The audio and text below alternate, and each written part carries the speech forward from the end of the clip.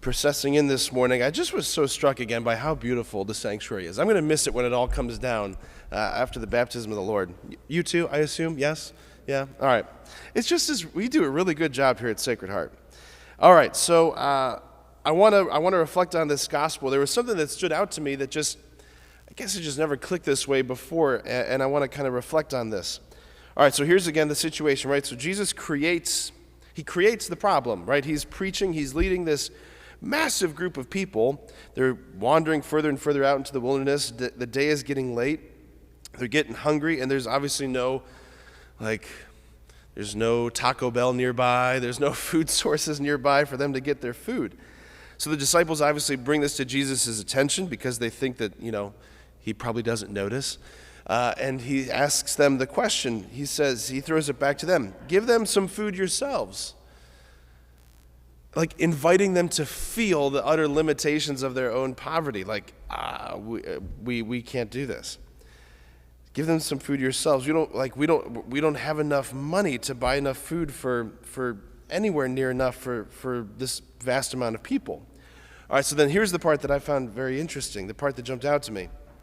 He asks them, how many loaves do you have? Go and find out. What do we got? How many loaves do you have? And why does this jump out? Why is this odd? Because this is Jesus we're talking about. This is Jesus we're talking about. This is God in the flesh. This is the Word through whom all things were made. This is the God of Genesis who didn't look in the pantry to see if see how many rocks he had before he made the mountains or the planets. He's like, what do I got to work with? Got a few pebbles. Okay, I can make a planet. He didn't do that. Right? Genesis reveals we have a God who creates. The philosophical phrase is creatio ex nihilo, creation out of nothing. Right? It's totally different than every other ancient Near Eastern myth of creation. He doesn't need anything to create. It's by the sheer power of his word. So why all of a sudden does Jesus, who is God, need some starter material? Why?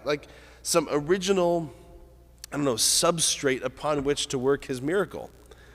What has changed? Has anything changed? What's different? Why does he suddenly need some stuff? Here's what I think it is, and this is what I think I want to draw our attention to. The God who created the world and everything from nothing desires to collaborate with us in the world's recreation. The God who created the world from nothing isn't interested in a solo project of recreating. He wants to collaborate with us in the world's recreation, which is unbelievable that he would desire to partner with us.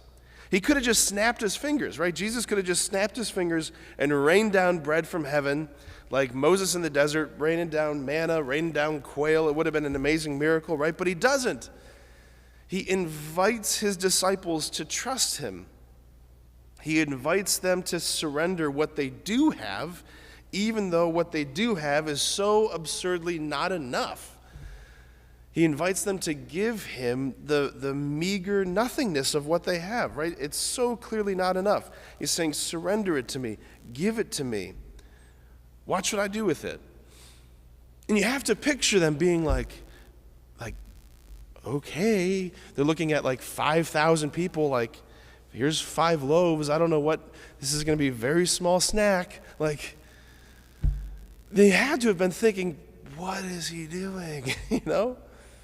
But he invites them into this posture of doing the thing that seems insane.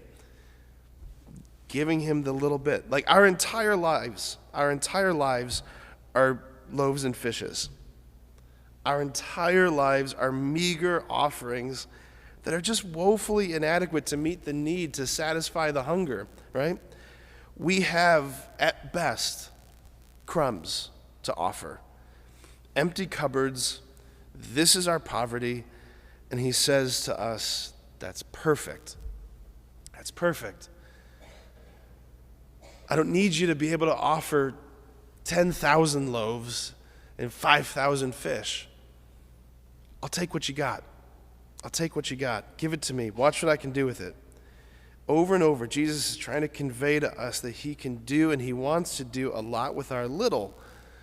And so we just got to give it to him, whether it's like the little bit of time we have, a little bit of attention we have, a little, like the meager offering of coming here for daily mass, like all of it. He's just saying, just keep giving it to me. Just keep giving it to me. Just keep giving it to me.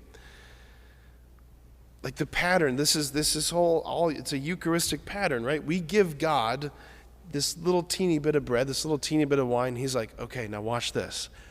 Here's my body, blood, soul, and divinity. You know, we give him this little piece of bread. He's like, and here's all of my Godhead. That's what he does. So let's keep giving him the little bit of crumbs that is our lives. Amen.